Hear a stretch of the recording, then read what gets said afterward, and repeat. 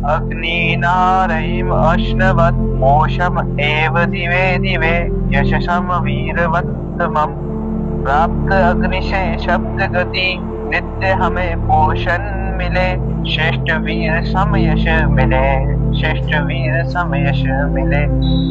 इसमें जो शब्दार्थ है, शब्द व्याख्या है, अग्निना गति स्वरूप परमात्मा द्वारा। रयिम में इधर दो धातुएं हो सकती है। रयि तो रयि जो धातु है शब्द करना, और वह है जो उसका अर्थ है गति करना, अर्थात शब्दों अर्थात वेद मंत्रों को तथा गतिशीलता को। और अश्नवत है, यह अश धातु है और इसका अर्थ है प्राप्त होता है। पोषण करने वाला। दिवे दिवे प्रतिदिन, यह दिव धातु से बना है। यशम यश को, वीरवत्तमम श्रेष्ठ वीरों के समान। तो मंत्रार्थ यह है, गति स्वरूप परमात्मा द्वारा वेद प्राप्त होते हैं, उनसे प्रतिदिन पोषण होता है, इससे श्रेष्ठ वीरों के योग्य यश प्राप्त होता है। और इसका भावार्थ या फिर विशेष यह कह सकते हैं कि वेद मंत्रों से परमात्मा की उपासना प्रत्यक्ष फलदायी है, उससे प्रतिदिन ही पोषण मिलता है, शक्ति क्षमताएं निरंतर बढ़ती जाती है, वीर नायकों के समान यश की प्राप्ति होती है। वीर का अर्थ है ऊर्जावान, शक्तिशाली। ऋषि, साधक तथा समाज का नेतृत्व करने वाले मनीषी इसी श्रेणी में आते हैं। स्पष्ट है कि साधना का फल प्रत्यक्ष रूप से प्रतिदिन प्राप्त होना चाहिए। क्षमता, साधना तथा परिस्थिति के अनुसार कुछ दिन कुछ मास का समय लग सकता है उसका स्पष्ट अनुभव होने में, परंतु ऐसा नहीं हो सकता कि जीवन भर या वर्षों साधना करने पर भी उसका परिणाम ना मिले। ऐसा होता है तो स्पष्ट है कि उसके साधना प्रणाली में ही कुछ न्यूनता है। तो यह इसका मंत्रार्थ और भावार्थ हो गया जी।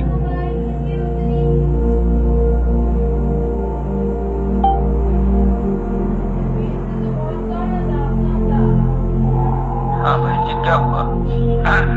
बोल दिया करो आगे के लिए जो भी करना है। जी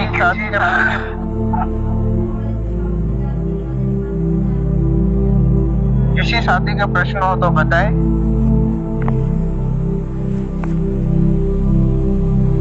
नमस्कार गुरुजी। गुरुजी, ये यशसम का शाब्दिक अर्थ क्या होगा, इसे परिभाषित कैसे करेंगे?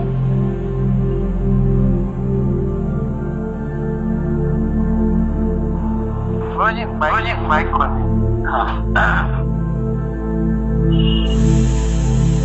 यश का शाब्दिक अर्थ वही है जो हम लोग समझ रहे हैं, यश कीर्ति। और यदि धातु पर जाएंगे तो ये इस दृष्टि से थोड़ा सा कठिन हो सकता है, क्योंकि यश जैसी धातु तो नहीं है। तो विद्वानों ने इसमें धातु का प्रयास किया है। कभी कभी ऐसा होता है, कुछ शब्दों में मिलेगा, उनमें एक शब्द ये भी है कि जब सीधी धातु नहीं होती है तो निकटतम का ग्रहण किया जाता है। तो इसमें अश व्याप्तो धातु भी मानी गई है, जो माने कि अश धातु है। और अश का व्यवहारिक रूप में जब हमने प्रयोग किया तो वो यश के रूप में आया, या का आगम हो गया। ठीक है जी गुरु। तो अश व्याप्तो है, यानी व्याप्त होना, फैलना, वही यश का कीर्ति का आशय है। तो उस रूप में इसको ग्रहण कर सकते हैं जी। स्वामी जी, ये प्रतिदिन अर्थ है और धातु दिव है। दिव धातु में देव भी आते हैं, तो क्या दिव्य दिव्य का अर्थ देव से भी है? हाँ, देव धातु से जो भी शब्द बनेगा, देव है, देवी है, दिव्य है, देवता है, दिव्यता है, ये शब्द तो बन तो रहे हैं सब देव धातु से ही। और सौवे के शब्द के अर्थ एक दूसरे से जुड़े हुए हैं, जैसे हमने पठ के उदाहरण से बताया था। जी स्वामी जी, तो इस मंत्र में दिव्य दिव्य का अर्थ प्रतिदिन समझे या देव समझे? एक बात बता दें, आपको ध्यान आ रहा है, देवता शब्द है, आप लोगों ने सुना है। ये देवता क्या है? देवता स्त्रीलिंग है। ये किसी के समझ में आया? बहुत अटपटा लगेगा। देवता शब्द स्त्रीलिंग है, देव शब्द पुल्लिंग है। ये देवता स्त्रीलिंग कैसे हुआ? जैसे कोमल शब्द जुड़ा तो कोमलता हो गया, मृदु से मृदुता हो गया, कठोर से कठोरता हो गया, मनुष्य से मनुष्यता हो गया, वैसे देव से देवता हो गया। जैसे मानव से मानवता, मनुष्य से मनुष्यता, पशु से पशुता, वैसे ही देव से देवता, अर्थात देव होने का गुण। देवता व्यक्तिवाचक नहीं है, गुणवाचक है, और इस रूप में स्त्रीलिंग है। ठीक, ऐसे कोई संदर्भ आएगा तो आपको जानकारी देते रहेंगे, वो आपके लिए उपयोगी हो सकती है। पता है, मुझे लगता है पुलकित जी, अगर हम अपना ये माइक क्या बार बार ऑफ करना होगा, क्या ठीक रहेगा? जी मतलब बोलकर तुरंत ही ऑफ करना। जी, तो किसी साथी का प्रश्न हो तो बताइए। जी पुलकित जी, जी मैं कह रहा था ये जो विषय चल रहा है आज का, इसके विधायन से कुछ प्रश्न डालिए ना ग्रुप में। आज का विषय है कि जो मंत्र तीसरा है उस पर आप प्रश्न पूछिए अपने, यदि आपने मतलब वीडियो देखा हो, कुछ प्रश्न हो तो पूछिए। ये प्रश्न तो नहीं है मेरा, परंतु ये इसके प्रश्न चाहिए थे विधायन के ग्रुप में। अच्छा, तो स्वामी जी ने उसमें पीडीएफ तो शेयर कर दी है ना वेदायन की, ग्रुप में आपने देखा? वैदिक क्रांति ग्रुप में पीडीएफ शेयर कर दी है गुरु जी ने, तो उसे आप खोल लीजिए। ठीक भाईजान जी, हेलो जी, बोलिए। मुझे जो वेदांत की जो पढ़ाई की जा रही है, शुरू से इसका कोई यूट्यूब लिंक या कोई पीडीएफ वगैरह हो तो? जी यूट्यूब, हाँ यूट्यूब पे प्लेलिस्ट बन चुकी है, आपको लिंक मैं दोबारा शेयर कर दूंगा। शायद आप अभी जुड़े हैं ग्रुप में भी, तो आप उसमें जाके लगातार है सारी वीडियो, आप एक एक करके सारी को देख सकते हैं, है ना। इतने देर में सिर्फ मुझे देवता और देव के बीच का विभेद ही पता चल सका। हाँ जी, आप उन सबको देखिए, और ये पिछली जो कक्षा है ये भी आप देखिए, और पुस्तकें मंगा लीजिए, खुद अध्ययन करेंगे और वीडियो देखेंगे ना। दो तरीके की वीडियो आपको देखनी है, एक तो पिछली इसी कक्षा की, और जो कल मंत्र नंबर 4 का जो वो होगा, इधर प्रश्न उत्तरी होगी, वो भी वीडियो आपको देख के आनी पड़ेगी। तो आप साथ साथ देखते रहेंगे तो दोनों आपको समझ में आ जाएगा, ऐसी कोई आपत्ति वाली बात है नहीं। और आपके पास सभी के नंबर हैं, तो आप सभी से पूछ सकते हैं पर्सनली, यदि आपको कोई समस्या आ रही है तो। मुझे संस्कृत का सिर्फ गद्य रूप भी पढ़ने को आता, पद्य वाला मतलब पोएट्री फॉर्म में होता, वो मैं पढ़ नहीं पाता उतना अच्छे से। जी, आप सुन के सीख जाएंगे, किसी को भी नहीं आता, सब सुन के धीरे धीरे सीख जाते हैं। जी, और किसी के प्रश्न हो तो बताइए। ठीक है, धन्यवाद भाई साहब। जी बोलिए दिव्या जी, बोलिए। मैं ये कहना चाहती हूँ कि एक दिन में 2 मंत्र हो सकता है, क्योंकि टाइम हमारे पास पर्याप्त रह रहा है।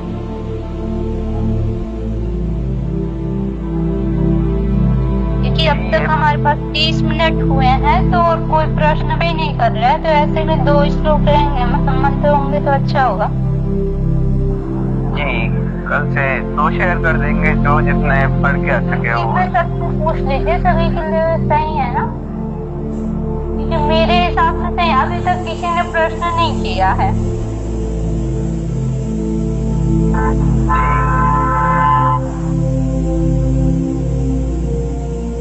किसी साथी का प्रश्न हो तो बताइए इस मंत्र पर। सौरभ जी बोलिए।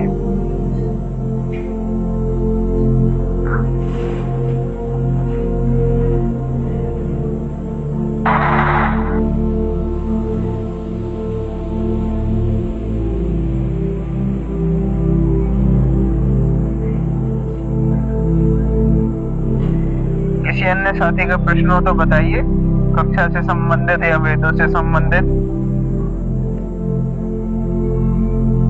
जी गणेश जी बोलिए।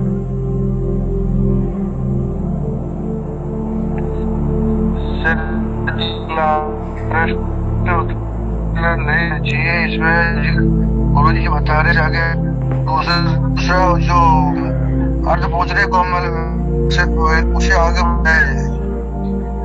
जो भी प्रश्न उत्तर है आप उनसे अलग से लिंक बात करके इसमें उनके कर्तव्य को प्रश्न नहीं होता। इस क्लास को परमानेंट चालू रहनी चाहिए।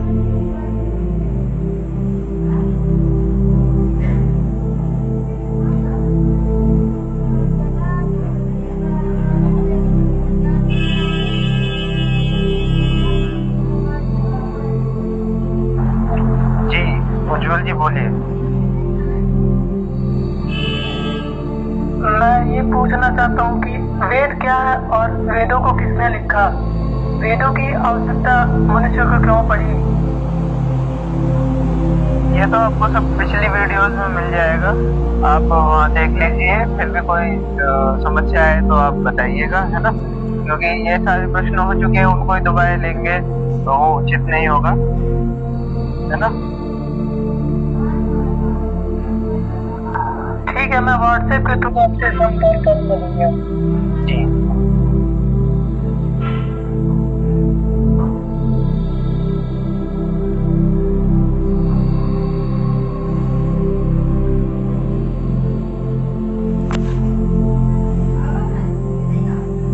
किसी साथी का प्रश्न हो तो बताइए, नहीं तो गुरुजी आप किसी मतलब किसी बिंदु पर कुछ समझाना चाहते हो, चर्चा करना चाहते हो तो आप बोलिए।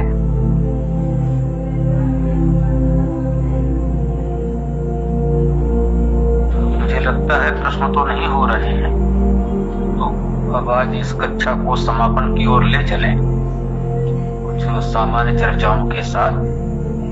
जैसे अभी कुछ नए साथी हमारे जुड़े, और स्वाभाविक है जो प्रश्न अभी उज्जवल जी ने किया या अन्य लोग, ये बिल्कुल स्वाभाविक और प्रारंभिक प्रश्न है। तो जैसा कि अभी पुलकित जी ने भी आपको बताया, हम लोगों ने एक सप्ताह 10 दिन कह लीजिए इन्हीं प्रश्नों पर चर्चा की। वेद क्या है, क्यों है, कैसे है, वेद का क्या महत्व है, उसे हम क्यों अपना रहे हैं। तो लगभग 10 दिनों तक तो मुझे लगता है हम लोगों ने केवल यही बात की। जैसे आप तीसरा मंत्र है तो ये समझ लीजिए 3 दिन से हम लोगों ने मंत्रों पर चर्चा प्रारंभ की है, और इस मास के प्रारंभ से ही संभवतः 2 तारीख से ही ये 2 दिसंबर से ये कक्षाएं हम लोगों की चल रही। तो इससे तो यही लगता है कि 10, 12, 14 दिन तो हम लोगों ने इन्हीं सामान्य विषयों पर चर्चा की है।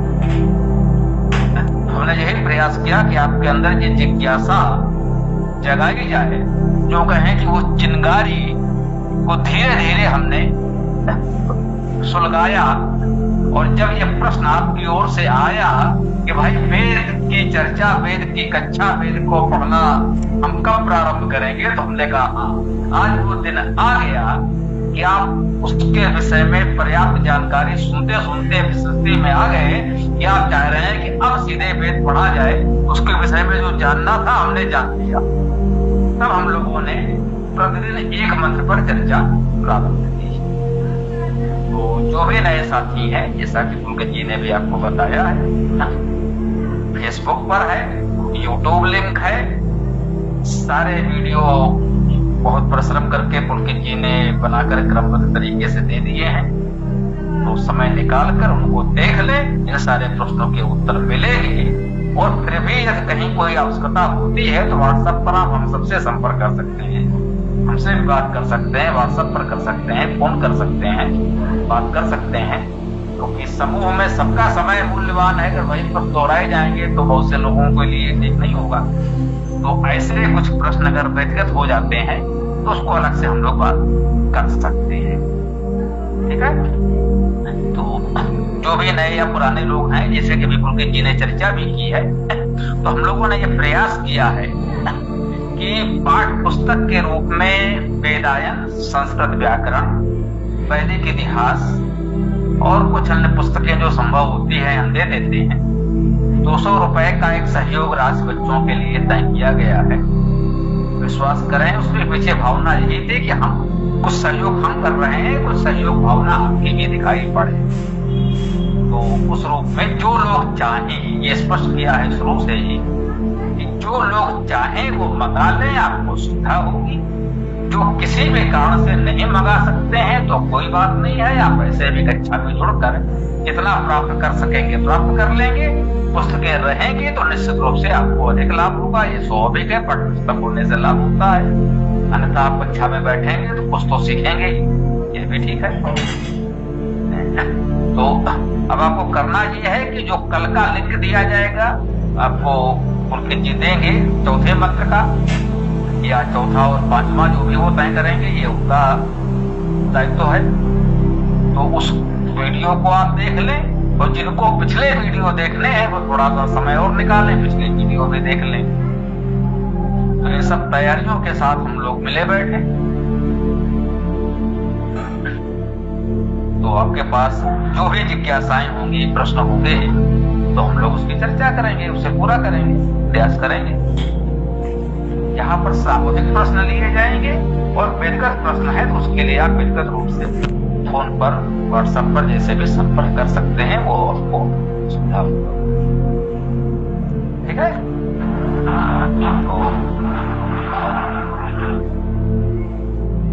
हाँ पुलकित जी, हम बता दें कि एक ध्यान आ गया, आपसे कहना चाह रहे थे। तो जिस तरह से आपने इसका नेतृत्व संभाला है, अच्छी बात है। तो हम लोग ये इस बात पर विचार कर रहे हैं, जैसा आपने कहा कि एक पीडीएफ डाला था, तो वो वही पीडीएफ है जो आपको दिया। तो आप इसको देख लें, जिसको भी देना चाहें, जो लोग गंभीर हैं, जुड़े हैं और आपको लगता है कि इनको दिया जा सकता है तो उनको दें।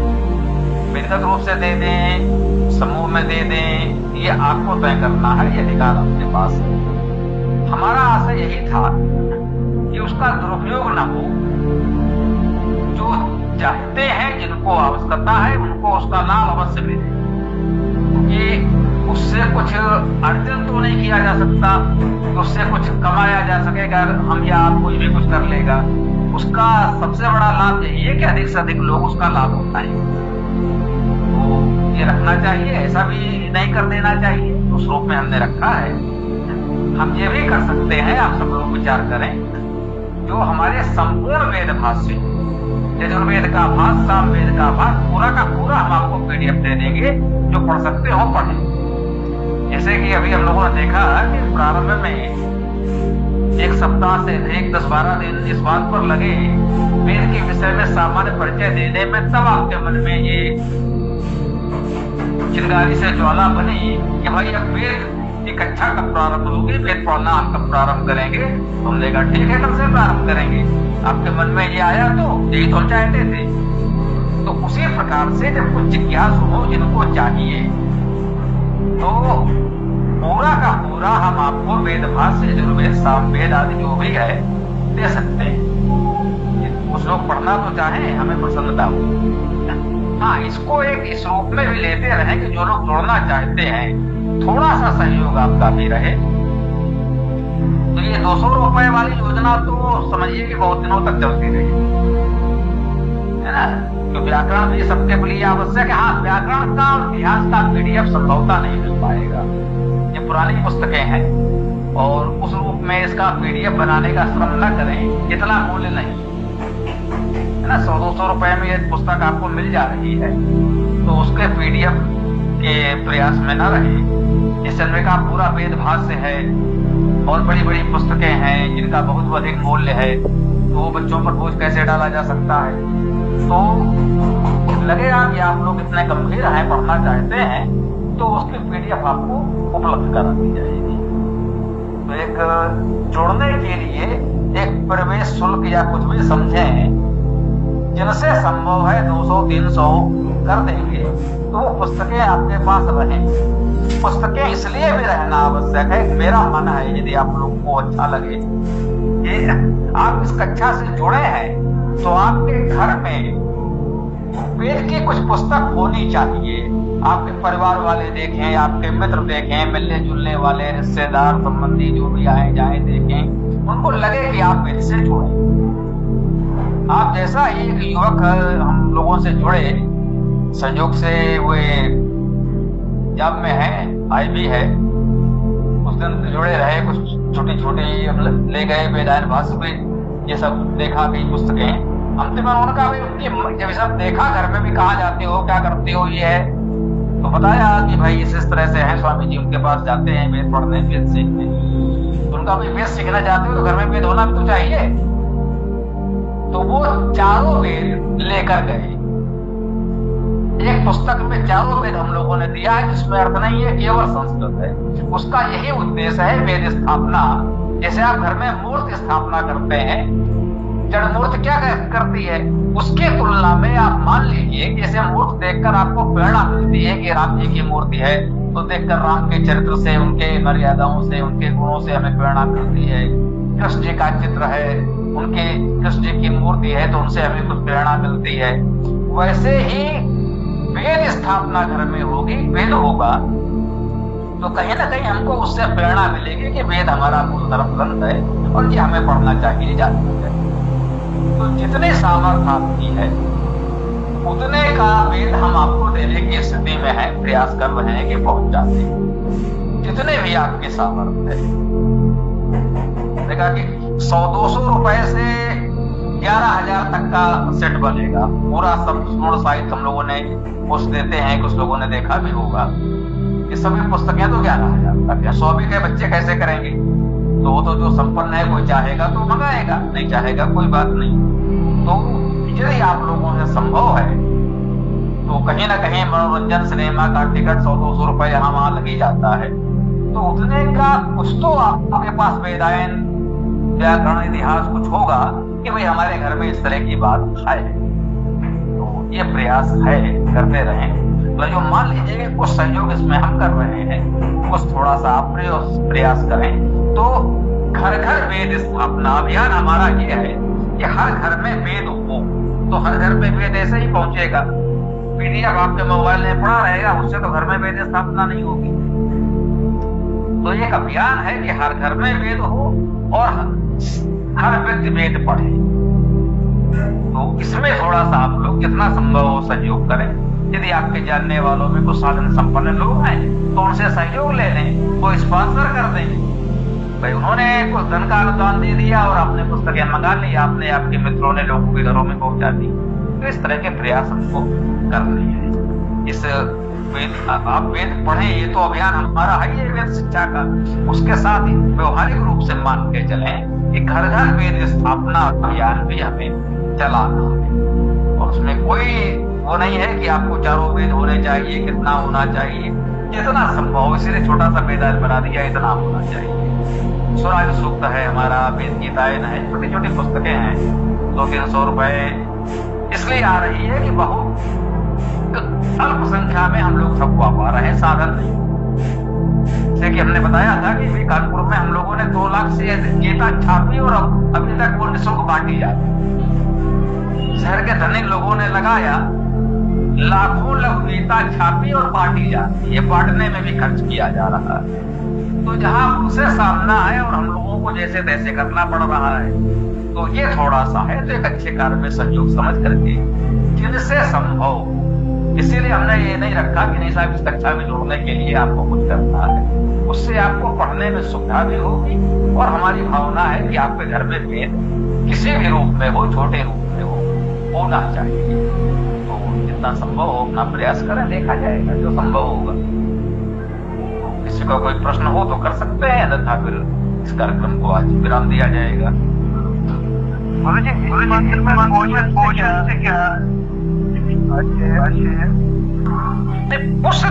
पोषण के अर्थ में पोषण का वही आशय है जो हम लोग समझते हैं सामान्य रूप से। जैसे भोजन करते हैं तो शरीर को पोषण मिलता है, हम पढ़ते हैं, सोचते हैं, चिंतन मनन करते हैं तो मस्तिष्क को पोषण मिलता है। ये पोषण का आशय वही है। उसे आप वृद्धि कह सकते हैं अगर दूसरा शब्द देना ही चाहिए। पोषण से तो परिचित है, मुझे नहीं लगता कि इसमें कोई बहुत बड़ी समस्या है ना। इसीलिए पोषण शब्द भी आया है। ईश्वर को हमने पोषा या पोषण भी कहा। इसे कहते ना, हे प्रभु आप दयालु हैं, दया करें, आप शक्तिशाली हैं, हमें शक्ति प्रदान करें। तो जब हमें पोषण की आवश्यकता हुई तो हमने कहा हे पोषण, आप पोषण करने वाले हैं, हमें पोषण प्रदान करें। तो ईश्वर को हम अनेक गुणों से याद करते हैं, जिस बात की हमें आवश्यकता होती है हम उसे कहते हैं वसु। आप बसने वाले हैं, बसाने वाले हैं, वास देने वाले हैं, वस्त्र देने वाले हैं, तो आप वसु हैं। तो हे वसु, हमें आवास प्रदान करो। हे अग्नि अग्रणी प्रगतिशील, आप हमें अग्रता प्रगति प्रदान करो। तो इस प्रकार से हम कहते हैं पोषण ईश्वर का एक नाम भी है, पोषा, आपने सुना होगा। पोषण या पोषा ईश्वर का एक नाम है वेद में। हाँ, कुछ लोग इस सारे शब्दों को अलग अलग देवता के रूप में देखने लगते हैं, वो वेद की मूल भावना के अनुकूल नहीं है। वेद में कहीं ऐसा नहीं है किस नाम के अलग अलग देवता हो। ये ईश्वर के अलग अलग नाम जरूर है, गुरुवा जी मिलते हैं, जैसे कि अनेक नामों की हम लोगों ने चर्चा की है। तो संयोग से आज आ गया उसका एक नाम पोषा।